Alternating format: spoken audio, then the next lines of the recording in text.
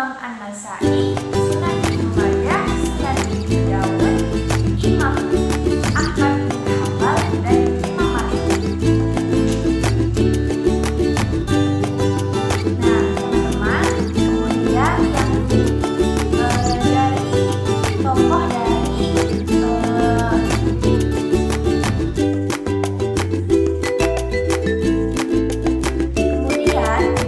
dari bidang ilmu hadis, yaitu ada Imam Al-Bukhari, yang beliau merupakan ulama pertama yang menulis atau membukukan kitab hadis. Kemudian ada Imam Hakim An-Naisaburi yang menulis kitab Ma'rifat Ulumul Hadis atau pengetahuan ilmu hadis. Dan pada masa kontemporer ini ada Nurul Ikhtiar yang menulis kitab Ulumul Hadis. Kemudian ada Dr. Mahmud Tohan yang menulis kitab Taisir Mustalahul Hadis. Setelah itu kita bisa membedakan antara hadis dan juga ilmu hadis dari segi hasil karyanya. Hasil karya dalam bidang hadis bisa kita ketahui, yaitu ada Sahih Bukhari, Sahih Muslim, Sunan At-Tirmidzi, Sunan An-Nasa'i, dan yang lainnya.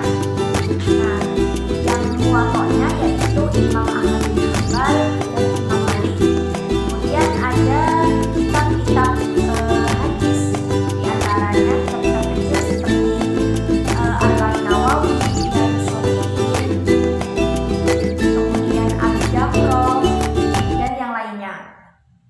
Kemudian kitab ilmu hadis, di antaranya ada Al-Hadis Al-Mufassir Baina Rawi wal Wa'i, kemudian ada Taisir Mustalahul Hadis, Ihdilaful Hadis, dan banyak lagi yang lainnya yang bisa teman-teman ketahui. Teman-teman, untuk mengetahui kondisi sanad dan matan, kita tidak cukup hanya mengandalkan satu sumber, maka kita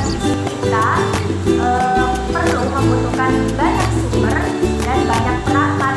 Maka dari itu ilmu hadis ini kemudian dijamak menjadi ulumul hadis atau ilmu-ilmu hadis untuk mengkaji dan meneliti apakah ilmu hadis ini sahih atau dhaif, sehingga bisa dijadikan sebagai dasar dan hukum. Nah, teman-teman, selanjutnya kita akan membahas dua lingkup ilmu hadis. Dua lingkup ilmu hadis ini ada dua, yaitu ilmu hadis riwayah dan ilmu hadis dirayah. Yang pertama kita bahas adalah ilmu hadis riwayah. Ilmu hadis riwayah ini yaitu ilmu yang mempelajari tentang periwayatan hadis secara teliti dan berhati-hati atas segala sesuatu yang disandarkan kepada Nabi Muhammad SAW, baik berupa perkataan, perbuatan, persetujuan, dan sifat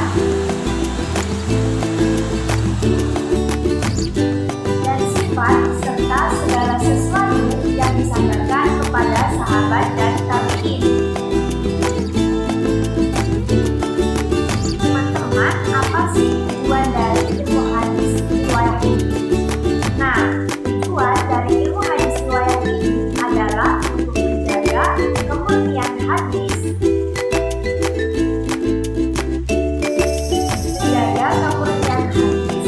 dan menjaga menghindari kesalahan dalam periwayatannya.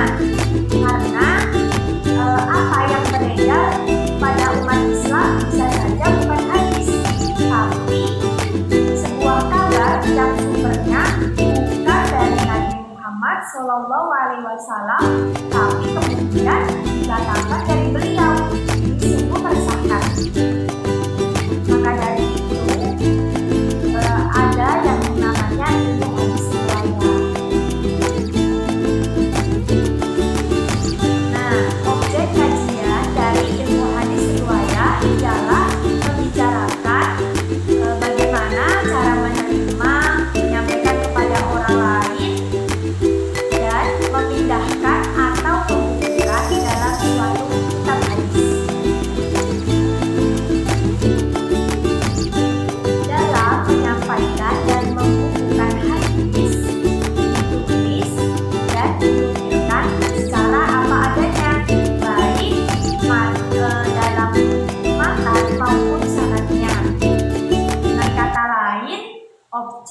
Ilmu hadis ini mengkaji dengan kata lain objek kajian ilmu hadis riwayah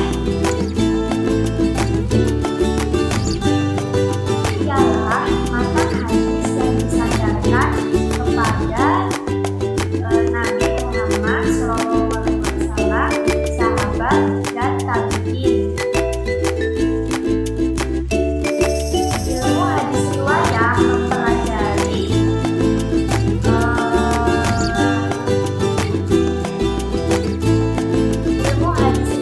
mempelajari periwayatan yang mengakumulasikan apa, siapa, dan dari siapa suatu riwayat. Nah, dalam ilmu hadis riwayat ini ada dua metode. Yang pertama, metode bil-lafzi, yang kedua metode bil-makna. Riwayat lafzi dan juga riwayat bil-makna. Nah, riwayat bil-lafzi ini adalah periwayatan yang sebagaimana disampaikan kepada dari Rasulullah SAW, tidak ada penukaran kata, penambahan dan pengurangan sedikitpun, meski hanya satu kata. Periwayatan hadis, redaksinya atau matanya sama persis seperti apa yang dilakukan oleh Rasul SAW. Dan ini bisa dilakukan apabila dihafal benar sesuai sabda Rasulullah SAW. Kemudian yang kedua yaitu metode riwayah bil-makna. Riwayah bil-makna ini yaitu periwayatan hadis yang redaksinya disusun sendiri oleh perawi tanpa merubah makna. Sebagian ulama hadis menolak periwayatan bil-makna, namun sebagian lagi membolehkannya. Dalam buku pedoman kaidah kesohihan sanad hadis telah disebutkan ada beberapa ketentuan dan syarat dalam meriwayatkan hadis bil-makna. Antaranya yaitu 1. Memiliki pengetahuan bahasa Arab yang mendalam. 2. Yaitu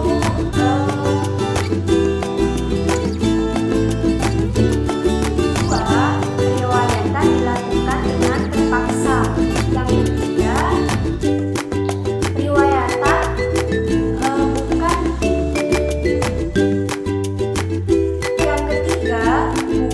sabda Nabi dalam bentuk bacaan yang sifatnya ta'abudi, seperti zikir, doa, azan, takbir, dan syahadat, serta bukan sabda Nabi dalam bentuk jawabul kalam. Yang terakhir yaitu menambahkan kata-kata au nabi hada atau au kamakola jika mengalami keraguan akan susunan matan hadis yang diriwayatkan. Selanjutnya yaitu perkembangan ilmu riwayat. Produk ilmu ini adalah berupa kitab-kitab hadis di era milenial seperti ini, bagian dari share hadis melalui media digital, multimedia, kemudian aplikasi hadis dan web hadis, adalah merupakan bentuk perkembangan ilmu riwayat. Oleh karena itu, seseorang yang hendak membagikan informasi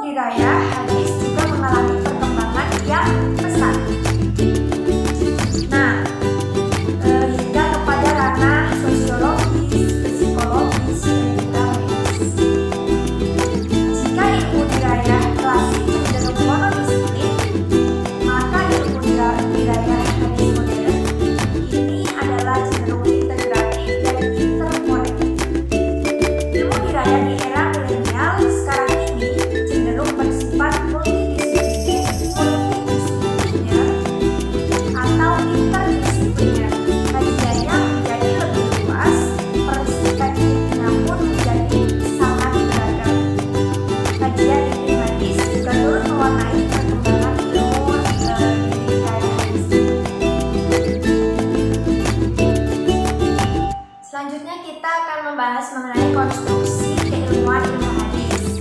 Nah, apa sih yang membangun ilmu hadis ini? Ada sanad dan matan, perawi. Sanad adalah urutan para perawi hadis yang kemudian berlanjut kepada matan. Sanad berfungsi untuk mengetahui derajat kesohihan suatu hadis apabila ada cacat dalam sanadnya, baik itu karena kefasikannya, lemahnya hafalan, tertuduh dusta, atau selainnya, maka hadis tersebut tidak dapat mencapai derajat sahih. Matan atau tanah yang keras dan tinggi. Matan adalah kalimat setelah berakhirnya sanad suatu hadis, dalam artian apabila rantai sanad adalah redaksi hadis itu sendiri. Rawi adalah penyampai hadis atau periwayat hadis, baik itu meriwayatkan melalui lisan maupun tulisan yang ia dengar langsung dari gurunya. Berikut ini contoh rawi atau periwayat hadis dari beberapa tingkatan. Yang pertama dari periwayat hadis tingkat sahabat, ada Abu Hurairah, Aisyah, Anas bin Malik, dan lain-lain. Kemudian periwayat hadis dari tingkat tabi'in, ada Umayyah bin Abdullah bin Khalid, Sa'id bin Al-Musayyab, dan lain-lain. Selanjutnya ada periwayat hadis dari tingkat mutawin atau usul, ada Imam Bukhari, Imam Muslim, Imam At-Tirmidzi, dan yang lainnya. Selanjutnya yang terakhir yaitu perkembangan ilmu hadis. Pada abad pertama Hijriah, para sahabat melakukan beberapa aktivitas dengan beberapa ketentuan umum yang diberlakukan dan dipatuhi oleh para sahabat. Yang pertama adalah penyelidikan periwayatan hadis dan pembatasannya untuk hal-hal yang diperlukan saja. Sikap ini dilaksanakan terutama dalam rangka memelihara kemurnian hadis dari kekeliruan dan kesalahan. Yang kedua, ketelitian dalam periwayatan, baik ketika menerima atau menyampaikan riwayat. Sikap teliti dalam menerima riwayat ini pertama kali dipraktikkan oleh sahabat Abu Bakar As-Siddiq.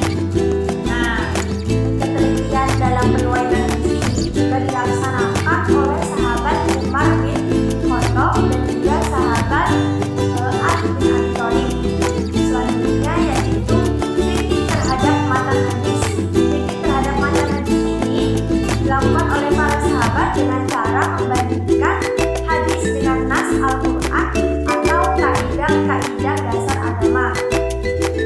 Setelah muncul hadis palsu sekitar tahun 41 Hijriah, yaitu setelah masa pemerintahan Khalifah Ali bin Abi Thalib, maka dimulailah penelitian terhadap sanad hadis dengan mempraktikkan ilmu al-jarh al-ta'dil, yang kemudian ilmu ini tumbuh dan berkembang. Para ulama juga melakukan beberapa aktivitas yang ditujukan dalam rangka memelihara kemurnian hadis, seperti melakukan pembahasan terhadap sanad hadis serta penelitian terhadap keadaan setiap para perawi hadis. Hal ini sebelumnya tidak pernah mereka lakukan. Pembicaraan tentang perawi ini meskipun sedikit dan jarang telah dimulai oleh para sahabat, seperti yang dilakukan oleh Abdullah bin Abbas. Kemudian ada Ubadah bin Al-Samit, kemudian ada Anas bin Malik,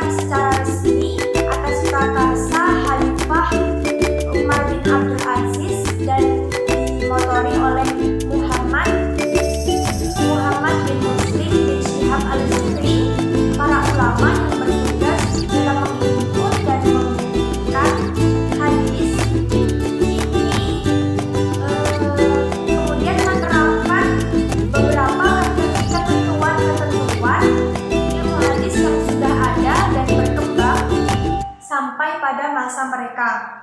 Dan kemudian pada abad ketiga Hijriah dikenal dengan masa keemasan dalam sejarah perkembangan hadis.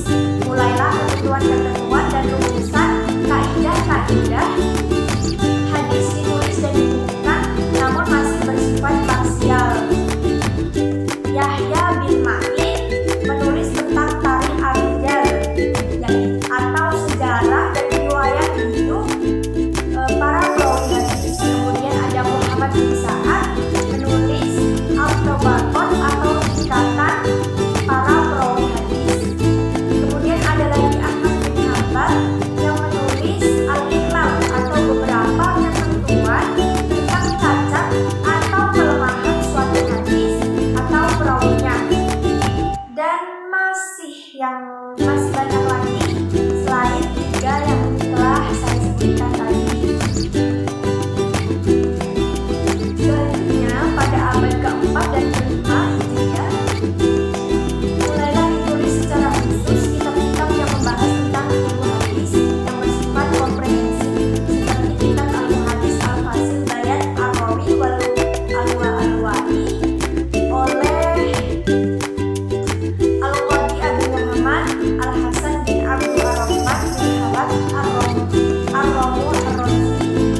Kemudian Ma'rifat Ulum Al-Hadis oleh Abdullah Muhammad bin Abdullah Al-Hakim An-Naisaburi. Kemudian ada Al-Mustakhraj ala Ma'rifat Ulum Al-Hadis oleh Abu Naim Ahmad bin Abdullah Al-Asbahani, dan masih banyak yang lainnya. Pada abad-abad berikutnya bermunculanlah karya-karya di bidang ilmu hadis ini yang sampai saat ini masih menjadi referensi utama dalam membicarakan ilmu hadis. Yang diantaranya adalah Ulum Al-Hadis oleh Abu Amr Usman bin Abdul Ar-Rahman, yang lebih dikenal dengan Ibnu Al-Solah, Tadrib Al-Rawi fi Syarh Taqrib Al-Nawawi oleh Jalaluddin Abdul Rahman Ibnu Abu Bakar Al-Suyuti. Teman-teman, itulah tadi ulasan materi pembelajaran kita di awal mata kuliah ulumul hadis. Nah, demikian dari saya. Jika banyak kurangnya, saya mohon maaf. Dan sekali lagi jangan lupa untuk like dan juga komen. Jika mau subscribe, boleh banget ya.